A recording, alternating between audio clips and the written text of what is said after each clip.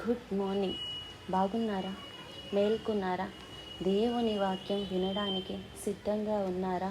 రోజులు గడుస్తూ ఉండగా దేవుని కృపలో మనం భద్రపరచాలంటే, ఆయన చిత్తాన్ని ఎరుగుతూ అడుగడుగు ముందుకు సాగాలంటే ఆయన వాక్యం మనకెంతగానో అవసరమైనది.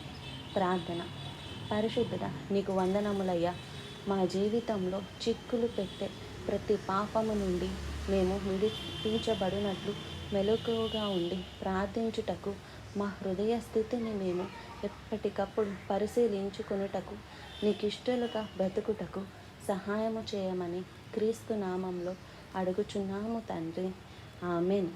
గతి రోజుల్లో నిన్న మొన్న మండే నుంచి మనం చిక్కుల పెట్టు 7 పాపములు, గుంట నక్కలను పట్టుకొనుడి, పంట పాడు చేసే, మన జీవితంలో ఫలింపకుండా